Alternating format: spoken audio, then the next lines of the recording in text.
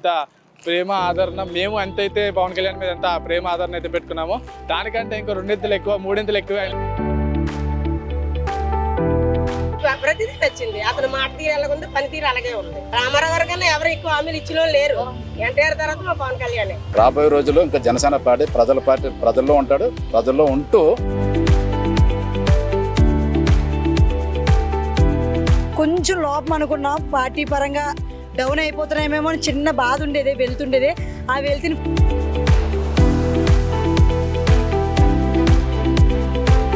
కార్యకర్తలే జనసేన పార్టీకి బలము. సో ఆ యొక్క కార్యకర్తలను అందరినీ కూడా దేదివ్యమానం జనసేన పార్టీ పెట్టింది ప్రస్తుతానికి ఏంటంటే డిప్యూటీ సీఎం అంటే పవన్ కళ్యాణ్ అంటే డిప్యూటీ సీఎం అనిపించుకునే చేస్తారు. జనసేన పార్టీ ఆధ్వర్యంలో సేనాతో సేన అని చెప్పి రాష్ట్ర వ్యాప్తంగా కార్యకర్తల విస్తృత సమావేశం అయితే విశాఖపట్నం ఇందిరా ప్రియదర్శిని మున్సిపల్ స్టేడియంలో అయితే ఏర్పాటు చేయడం జరిగింది. రాష్ట్ర వ్యాప్తంగా ఉన్నటువంటి పార్టీకి ఉన్నటువంటి క్రియాశీలక కార్యకర్తలతో కూడా ఈ రోజున పవన్ కళ్యాణ్ ఈ రోజున సమావేశం ఏర్పడుతున్నారు. ఈ ఏడాది కాలంలో కూటమి ప్రభుత్వం అధికారంకి వచ్చిన తర్వాత పరిపాలన ఎలా ఉంది, పవన్ కళ్యాణ్ పనితీరు ఎలా ఉంది అని తెలుసుకునేందుకు మనతో పాటు ఈ రోజున ప్రజల యొక్క అభిప్రాయం తెలుసుకునే ప్రయత్నం చేద్దాం. ఓకే రండి. ఏంటి ఈ రోజు సేనా జనసేన కార్యక్రమంలో ఏంటి చేస్తున్నారు? సేనా జనసేన కార్యక్రమం. నా పేరు ప్రవీణ్ అండి, నేను విశాఖపట్నంలో ఉంటానండి. ఈరోజు పవన్ కళ్యాణ్ గారు వాళ్ళ అభిమానుల మీద, వాళ్ళ సైనికుల మీద ఎంత ప్రేమ చూపిస్తున్నారు అంటే వచ్చిన ప్రతి ఒక్కరికి ఇలాంటి స్నాక్స్ కిట్ అనేది ఇవ్వడం జరుగుతుంది. మీరు చూసినట్టయితే ఇందులో ఏమున్నాయంటే చూడండి, ఒక మిక్చర్ ప్యాకెట్ ఒకటి ఇస్తున్నారండి, ఒక స్వీట్ కేక్ లాంటిది ఒకటి ఇస్తున్నారండి, బిస్కెట్ లాంటిది ఒకటి ఇస్తున్నారండి. అలా కాకుండా మజ్జిగ ప్యాకెట్లు, వాటర్ బాటిల్ అన్నీ ఇస్తున్నారండి. ఇంత ప్రేమ ఆదరణ మేము ఎంతైతే పవన్ కళ్యాణ్ మీద ఎంత ప్రేమ ఆదరణ అయితే పెట్టుకున్నామో దానికంటే ఇంకో రెండింతలు ఎక్కువ మూడింతలు ఎక్కువ ఆయన పెట్టుకుంటున్నారు తప్ప మాకు ఎక్కడ తక్కువ చేస్తున్నారు అన్నట్లేదు. ఇలాంటివి చూసినప్పుడే మాకు చాలా సంతోషంగా అనిపించి ఇంకా ఇంకా ఇంకా మేము పవన్ కళ్యాణ్ గురించి ఏం చేయాలని అనిపిస్తూ ఉంటుందండి. ఎలా ఉంది 14 నెలల పరిపాలన? 14 నెలల పరిపాలన ప్రతి దాంట్లో ఇప్పుడు పవన్ కళ్యాణ్ అనే ఆయన ఇప్పుడు మనకి అడవి అనేది తీసుకున్నారండి. ఇప్పుడు కర్ణాటక వాళ్ళకి మనకి ఇదివరకు అసలు సరిగ్గా ఉండేవి కాదండి. ఇప్పుడు అలాంటిది పవన్ కళ్యాణ్ కర్ణాటక వెళ్ళి ఏనుగులు తీసుకురావడం ఏంటో, ఏనుగుల వల్ల ఇప్పుడు మనకి చాలామంది రైతులకు ఉపయోగపడుతుంది. దాన్ని అన్ని చూసుకుంటే పవన్ కళ్యాణ్ అడవి శాఖ ఎన్ని తీసుకున్నారండి. ఇప్పుడు మన గ్రామ అభివృద్ధి తీసుకున్నారండి. అవన్నీ చూసుకుంటే గ్రామాలు ఇప్పుడు ఎలా అంటే సిటీల్లో మారుతున్నాయండి, అంత డెవలప్మెంట్ చేస్తున్నారండి పవన్ కళ్యాణ్. గతానికి ఇప్పటికీ పోలిస్తే ఇప్పుడు ఎలా మాట్లాడాలంటే అండి, ఇప్పుడు మన సచిన్ 6 కొట్టిన ఎంత ఆనందంగా ఉందో అంత ఆనందంగా ఉందండి. మన పనితీరు ఎలా ఉంది పవన్ కళ్యాణ్ గారు డిప్యూటీ సీఎం అనే పదవికే పవన్ కళ్యాణ్ ఒక నిండుదనం, ఒక హోదా తీసుకొచ్చారండి. ఇదివరకు డిప్యూటీ సీఎం అంటే ఏదో ఎవరికి తెలిసేవారు కదా. ఇప్పుడు డిప్యూటీ సీఎం అంటే పవన్ కళ్యాణ్ అంటే డిప్యూటీ సీఎం అనిపించుకునే చేస్తారు. తరతరాలుగా ఒక 10 నెలల వరకు గుర్తుండిపోద్దండి మనకి. 10 సంవత్సరాలు అవన్నీ మనకి పవన్ కళ్యాణ్ గారు దిశానిర్దేశం చేస్తారండి. దాని గురించి మేము అందరూ వెయిట్ చేస్తున్నాం. ఇప్పటివరకు మేమేం మాట్లాడకూడదు, మా పవన్ కళ్యాణ్ గారి ఆదేశాల మేరకు మేమేం మాట్లాడడానికి లేదు. మీరు ఎక్కడి నుంచి వచ్చారు, ఏంటి ఎలా ఉంది గవర్నమెంట్ వచ్చిన తర్వాత? కూటమి ప్రభుత్వం వచ్చే 14 నెలలు అవుతుంది. 14 నెలల పరిపాలన ఎలా ఉంది? బాగుందండి, చాలా బాగుంది. ఫ్రీ బస్సులో వేసారు, చాలా మంది నిరుపేదలు వెళ్తున్నారు, వస్తున్నారు. ఎక్కడికైనా వెళ్ళాలంటే 200-300 అవుతుంది, ఏమి లేకుంటే వెళ్తున్నారు. కాకపోతే కొద్దిగా ఇబ్బంది అవుతుంది బస్సుల్లోనే కొద్దిగా ఇబ్బంది అవుతుంది. ఎందుకంటే నేను ముందు వచ్చాను కొద్దిగా ఇబ్బంది అవుతుంది. అందుకనే పవన్ కళ్యాణ్ గారి పనితీరు ఎలా ఉంది? చాలా బాగుందండి, కానీ ఎప్పటికీ ఇతనే రావాలండి. జై పవన్ స్టార్. అదమ్మా ఏంటి ఎక్కడి నుంచి వచ్చావు, ఏంటి ఇక్కడే పక్కనే కబ్రతాట. నేను 78 నుంచి చిరంజీవి ఫేవరెట్, తర్వాత పవన్ కళ్యాణ్. మా ఫ్యామిలీ అంతా పవన్ కళ్యాణ్. సినిమా పరంగా అదే అభిమానం, రాజకీయ పరంగా అదే అభిమానం. ఎందుకంటే అభిమానం నీకు? ఎందుకంటే తెలియదు అభిమానం. ఇప్పుడు మిమ్మల్ని చూస్తే కొడుకులాగా ఉంటారు, అదొక అభిమానం. ఆ బాబు చూస్తే తమ్ముళ్ళ ఉంటాడు, అదొక అభిమానం. అంతేగా నేను లంచం ఇస్తే మాట్లాడడం కాదు, దూరం కట్టండి, గట్టిగా ఆడుతున్నాను. లంచం ఇచ్చి మాట్లాడడం, చెప్పించుకోవడం, రౌడీజం బెదిరించి అలాంటివి మాకు లేవు, అతనికి లేవు, అధినేతకి లేవు. కాబట్టి అతనంటే మాకు అభిమానం, అతను ముఖ్యమంత్రి అవ్వాలని మా కోరిక. ఎలా ఉంది పరిపాలన? సో నాకు నచ్చింది. ఉన్న వాళ్ళ సంగతి మనకు తెలియదు. గతానికి ఇప్పుడు ఎలా ఉంది? గత ప్రభుత్వం ఈ ప్రభుత్వం బాగుంది. ఏం నచ్చింది మీకు ఈ ప్రభుత్వంలో? ప్రతిదీ నచ్చింది. అతను మాట తీరు ఎలా ఉంది, పనితీరు అలాగే ఉంది. ఏం హామీలు ఇచ్చారో హామీల కోసం ఎప్పుడు రామారావు గారి కన్నా ఎవరు ఎక్కువ హామీలు ఇచ్చిన లేరు. ఎన్టీఆర్ తర్వాత మా పవన్ కళ్యాణ్. సూపర్ 6 అమలు ఎలా ఉంది? అన్ని బాగున్నాయి. కాకపోతే ఏటో గ్యాస్ 3 ఒకసారి పడుతున్నారు, ఒకటే పడింది. ఆ 2 కూడా కొంచెం పడినట్టుగా మీడియా ద్వారా మీరు కొంచెం చెప్పండి. మహిళల భద్రత ఎలా ఉంది? ఇప్పుడు ప్రస్తుతం అంటే మహిళలు అంటే అటు ఉన్నారు, ఇటు ఉన్నారు, చెడు ఉంది, మంచి భద్రత ఎలా ఉంది? భద్రత మనం ఎంత భద్రత చేసిన వనిత గారు చేసిన జరుగుతూనే ఉన్నాయి, చేస్తున్నారు. ప్రభుత్వం చేయలేదని లేదు, చేస్తున్న. నేను రోజు న్యూస్ చూస్తాను. అన్ని ఛానల్ న్యూస్ చూస్తాను నేను. సినిమాలు పాటలు చూడను, న్యూసే చూస్తాను. నెక్స్ట్ వచ్చేది మన ప్రభుత్వం అని చెప్పి జగన్ చెప్తారు. ఆ ప్రభావం ఉంటుందా? దానికి ముందు కోరుకుండొచ్చు, కోరిక అది. నెక్స్ట్ వస్తానని కోరిక నాకు ఉంది. ఎక్కడైనా సీట్ ఇస్తే కూర్చుని పోతాను. 63 ఏళ్ళు అవతలు తగిలేస్తున్నారు. నాకు 63 ఏళ్ళు. ఇప్పుడు నువ్వు రావద్దనే తగిలేస్తున్నారు. నేను ఒప్పుకోను కదా. 63గా నడిచి కళ్ళు కనబడి ఒప్పుకున్నంత వరకు నడుస్తాం. అలాగే ప్రభుత్వం కూడా ఒక ఆశ, జగన్ గారు వస్తారని. అలా సాగుకుంటుంది. మన పట్టుదల మనకుంది. 64వ వార్డు గంగవరం గాజువాక నియోజకవర్గం. నా పేరు ఎరిపిల్లి మేఘా నౌకరాజు అంటారు. కానీ ఈరోజు ఇక్కడ రావడం కారణం ఏంటంటే మీటింగ్కి కూటమి ప్రభుత్వం వచ్చి విశాఖపట్నం జిల్లాలో మొట్టమొదటిసారి మున్సిపల్ స్టేడియంలో బహిరంగ సభ కార్యకర్తలకి అలాగే ఎయిర్ మహిళలకి ప్రజలకి అతను ఏం చేశారు అంతవరకు నెక్స్ట్ చేయవలసింది ఏంటి ఆ సమస్యల మీద బహిరంగ సభ పెడుతూ విశాఖపట్నంలో ఒక్కసారి జనసేన పార్టీ డిప్యూటీ సీఎం గారు ఒక్కసారి ప్రజలకు ఉద్దేశించి చెప్పినందుకు ఈరోజు ఇక్కడికి వచ్చారండి. ఈ ఏడాది కాలంలో జనసేన పార్టీ బలపడిందా? చాలా బాగుంది. రాబోయే రోజుల్లో ఇంకా జనసేన పార్టీ ప్రజల్లో ఉంటాడు. ప్రజల్లో ఉంటూ ప్రజలకు ఏ హామీలు ఇచ్చారో ఆ హామీలు ఇస్తూ నిలబెడుతూ ప్రజలకి అందుబాటులో ఉంటారు. సూపర్ 6 పథకాల అమలు గురించి ఎలా స్పందిస్తారు, ఏం చెప్తారు? చాలా బాగుంది. గ్యాస్ సిలిండర్ పెట్టారు, అది ప్రజలకు అందుబాటులో ఉంటూ అది ఆల్రెడీ ఇస్తున్నారు. అలాగే ఇప్పుడు మన ఆర్టీసీ బస్సులు ఫ్రీ బస్సులు పెట్టడం జరిగింది, అది కూడా బాగా వెళ్తుంది. అలాగే తెలివందనం చాలా ఏటే హామీలు ఇచ్చారు. 3,000 నుండి 4,000 చేశారు, 6,000 నుండి 8,000 చేశారు. ఇది చాలా గట్టిగా ప్రజలకు అందుబాటులో ఎక్కడ కూడా ప్రజలకు ఇబ్బంది లేకుండా చాలా చక్కగా అందుబాటులోకి ఇంటింటికి వెళ్తూ అలాగే రైతు భరోసా అంతా బాగా ఇస్తున్నారు. అదేంటంటే మెయిన్ కారణం అధ్యక్షులు పవన్ కళ్యాణ్ గారు ఏ మాట ఇచ్చారో అదే మాట మీద కట్టుబడి ఉంటూ ఎక్కడ ఇప్పుడు అరకు పారేడైతే 70 సంవత్సరాల నుంచి కూడా ఎక్కడ కూడా రోడ్లు కానీ మంచినీళ్ళు కానీ లేని ఏరియాలో ఈరోజు ఒక డిప్యూటీ సీఎంగా ఉంటూ ప్రజలకు అక్కడ గుండెలో నిలిచిపోయారు జనసేన పార్టీ అధ్యక్షులు పవన్ కళ్యాణ్ గారు. 29 ఎన్నికల్లో కార్యకర్తల ఆశ నెరవేరుతుందా? గ్యారంటీ. ఎందుకంటే జనసేన పార్టీ పెట్టింది ప్రస్తుతానికి ఏంటంటే ఏపీ చాలా వెనకబడి ఉంది కాబట్టి రాజధాని ఇవ్వాలి, అలాగే మన పోలవరం ప్రాజెక్టు ఇవన్నీ సమస్యలు ఉన్నాయి కాబట్టి కూటమి పార్టీకి వెళ్ళడం జరిగింది. 2024లో కూడా కూటమి పార్టీ నుంచి పోటీ చేస్తూ మళ్ళీ గెలుస్తూ కంపల్సరీగా 29లో సీఎం. అంటే వచ్చే నెక్స్ట్ అధికారం మందే అని చెప్పి జగన్ పదే చెప్తారు. నిజంగా ఆ పరిస్థితి ఉంటుందంటారా వచ్చే ఎన్నికల్లో? గతంలో ఇప్పుడు 2024లో జగన్ గారు ఏమన్నారు, 175 మాదే క్లీన్ చిప్ చేస్తానన్నాడు. కానీ క్లీన్ చిప్ చేశాడు అతను అనుకున్నాడు సీఎంగా ఉంటూ ఆశ ప్రతి ఒక్కరికి ఉంటుంది. కానీ అతను 175 స్థానాలకి ప్రజలు ఇచ్చే తీర్పు 2-1 అంటే 11 సీట్లు ఇచ్చారు. ఏమో ప్రతి వ్యక్తి కూడా ఆశ ఉంటుంది, ఆ ఆశ అనేది. కానీ మనం ప్రజలకు ఏం చేస్తున్నాం అది ఒకసారి ఆలోచించాలి. జగన్ పెద్ద మైనస్ ఏంటంటే వాళ్ళు ఎమ్మెల్యేలు మినిస్టర్లు ఎక్కువ బూత్ అయినా భవిష్యత్తు అన్నట్టుగా మాట్లాడే విధానం నేర్చుకోవాలి. ప్రజల్లోకి వెళ్ళి మనం ఏం చేసాం చెప్పాలి. కానీ ఆడవుడు ఈడవుడు ఆడే పీకుతాడు అంటే పీకేసి చూపించాడు. అది వైసీపీ పార్టీ 151 ఇచ్చిన ప్రజలు ఎందుకు అంత ఘోర ఓటమి వచ్చిందని ఏమనుకుంటారు మీరు? వ్యతిరేకం ఎక్కువైపోయింది. ఫస్ట్ ఏంటంటే అతను ఏంటంటే గత ఎన్టీ రామారావు గారు, వైఎస్ రాజశేఖర గారు చాలామంది రాష్ట్రంలో సీఎం చేశారు. కానీ ఇలా బూతులు మాట్లాడుతూ ఎవరన్నా మాట్లాడితే వాళ్ళ మీద కేసులు పెట్టడం, కొట్టడం, ఎలక్షన్లో నామినేషన్ చేద్దామని ఎవరైనా వెళ్తే వాళ్ళ దగ్గర పేపర్లు తీసుకోవడం, ఆ పెద్దోళ్ళు చిన్నలు అనుకుంటే వాళ్ళ మీద దాడులు చేయడం. ఎప్పుడు ప్రజాస్వామ్యం అనేది ఎలక్షన్లో పోటీ చేయాలి, మన టాలెంట్ ఏదో మనం చూపించుకో గెలాలి. అంతేగాని ప్రజల్ని భయపించి ఎన్నాళ్ళు. అదే కడపలో ఇప్పుడు మన ఎలక్షన్ అయింది, క్లీన్ చిప్ చేసింది రెండేను పులివెందుల్లో. నువ్వు పులివెందురు కానీ లాస్ట్ పిల్లి అయిపోయావు. అది ఎక్కడి వచ్చింది అంటే పులివెందుల ఎన్నికలకు సంబంధించి చూస్తే రిగ్గింగ్ చేశారు వైసీపీ వాళ్ళకి బయటకు అనే పరిస్థితి అని చెప్పి వైసీపీ చెప్పుద్ది. ఓకే, చాలా మంచి క్వశ్చన్ వేశారు. మరి ఇంతకుముందు కూడా అదే నియోజకవర్గంలో వైసీపీ కాంగ్రెస్ పార్టీ కానీ క్లీన్ చిప్ చేశారు కదా, అప్పుడు వాళ్ళు రిగ్గింగ్ చేశారా? అది కాదండి. రిగ్గింగ్ చేయాలనుకుంటే ప్రూఫ్ చూపించమని.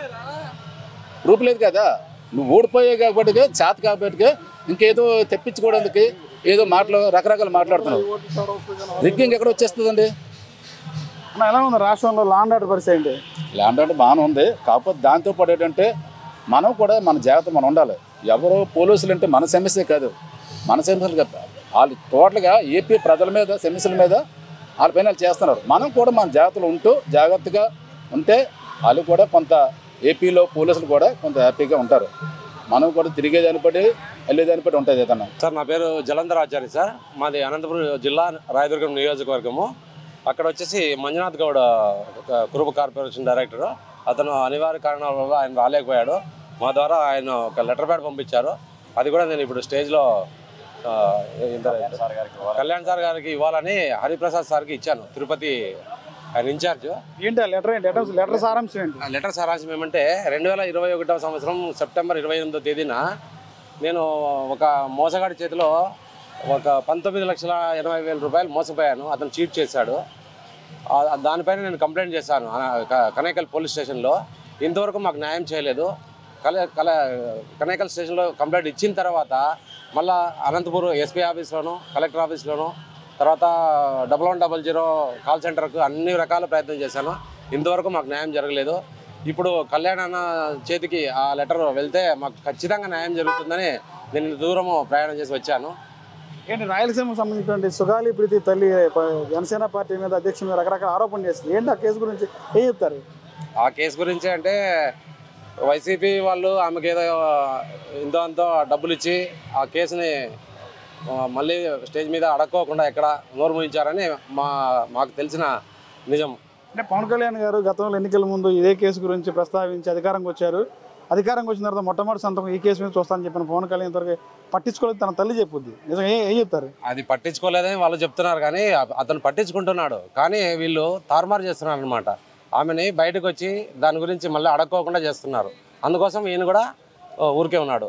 ఖచ్చితంగా వాళ్ళకైతే న్యాయం చేస్తాడు. ఎలా ఉంది గతానికి ఇప్పుడు మీ అనంతపురం జిల్లా? చాలా బాగుంది. ప్రతి గ్రామీణ ప్రాంతాల్లోనూ అడిగి మరీ రోడ్లు వేస్తున్నారు.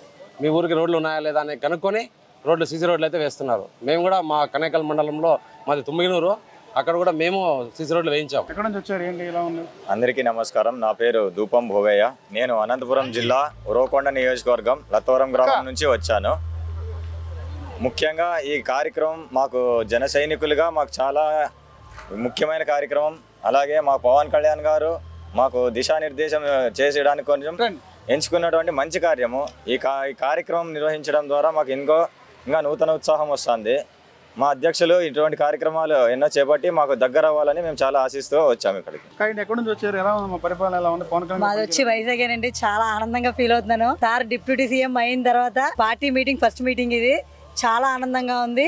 నిజంగా ఒక డిప్యూటీ సీఎం అయ్యి ఆయన ప్రతి ఒక్క అది కూడా సీఎం కూడా చేయలేనంత కొత్త అభివృద్ధి చెందడం ఏంటి, ప్రతిదీ కూడా అధికారంలోకి వచ్చిన తర్వాత పథకాలు ఏంటి అన్నీ కూడా చాలా సంక్రమంగా జరుగుతున్నాయి. కొంచెం లోపం అనుకున్నాం, పార్టీ పరంగా డౌన్ అయిపోతున్నామేమో అని చిన్న బాధ వెళ్తుండేది.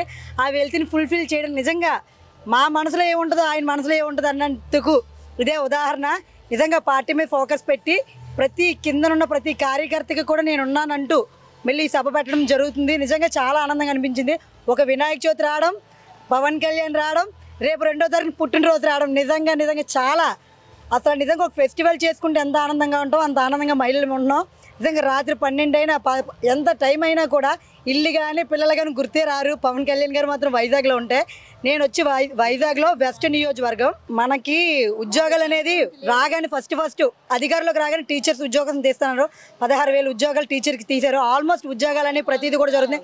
ఇంకొక ఆలోచన సారది నిన్నే ఆయన చెప్పారు, మన కార్యకర్తలకి సచివాలయంలో అంటే మనం ఒక మైండ్ సెట్ని ప్రజల్లోకి ఎలా తీసుకెళ్ళాలి అంటే మన మనసులో అయితేనే అటు అవతల పక్క రీచ్ అవుతుంది. అంటే అవతల పక్క వాళ్ళు ఎలాంటి వాళ్ళు ఇంతకుముందు అధికారంలో ఉన్నప్పుడు వాళ్ళు ఎలా సంశయ అంటే ఒక ప్రతిదానికి లంచాలు తీసుకునేవాళ్ళు.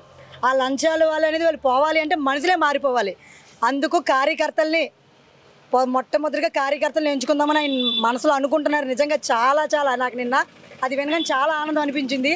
కేవలం ప్రతి దగ్గర సచివాలయంలో అన్నిటిలో కూడా మన కార్యకర్తలు పెట్టుకుని ప్రతి ఉద్యోగస్తులు ప్రతి ఒక్కరు కూడా యువత అందరికీ కూడా ఈసారి తప్పకుండా ఈ సంవత్సరం లోపే ఉద్యోగాలు అనేవి ఫుల్ఫిల్ అవుతాయి. ఇది మాత్రం రాష్ట్రంలో మహిళల భద్రత ఎలా ఉంది? లేడీస్ నిజంగా అధికారులకు వచ్చిన తర్వాత మాత్రం చాలా గర్వంగా ఫీల్ అవుతున్నారు. ఒకప్పుడు భయపడే వాళ్ళమేమో కానీ అస్సలు నిజంగా ఇప్పుడు ప్రతి మహిళలు కూడా 10కి 11 గంటలకు తిరిగే మహిళలు కూడా ఉన్నారు. ఎందుకంటే కేవలం అంటే ఎవరో వచ్చి ఏదో కాపాడతారని కాదు, ధైర్యాన్ని ఇచ్చింది అయితే మాత్రం పవన్ కళ్యాణ్ సారే. ఇప్పుడు వచ్చి ఎంతమంది నాయకులు వచ్చినా ఎవరూ మహిళలకు ధైర్యాన్ని ఇవ్వలేదు. ఒక పవన్ కళ్యాణ్ సార్ మాత్రం ధైర్యాన్ని ఇచ్చారు.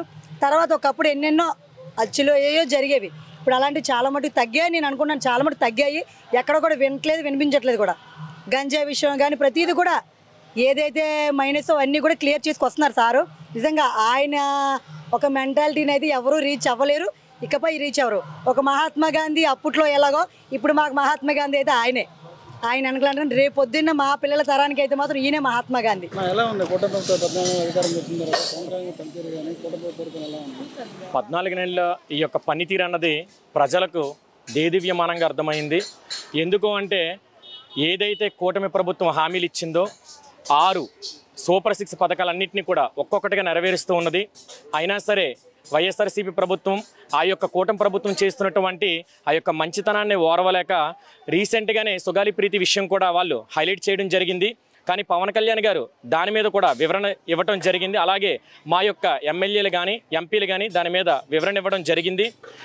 కూటమి ప్రభుత్వం అన్నది పవన్ కళ్యాణ్ గారు దిశానిర్దేశంలోని అలాగే చంద్రబాబు నాయుడు గారు అపూర్వమైనటువంటి ఆ యొక్క అనుభవం ద్వారా కూడా చాలా దేదివ్యమానంగా నడుస్తున్నది.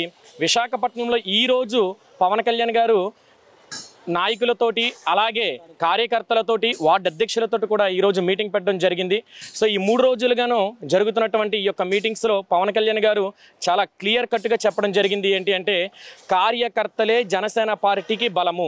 సో ఆ యొక్క కార్యకర్తలను అందరినీ కూడా దేదివ్యమానంగా వాళ్ళని ఏంటంటే అవసరానికి వాడుకోవడమే కాకుండా వారికి మంచి చెడులు అంటే ఏమీ లేదు, కార్యకర్తలు ఏమీ ఆశించరండి పార్టీ నుంచి.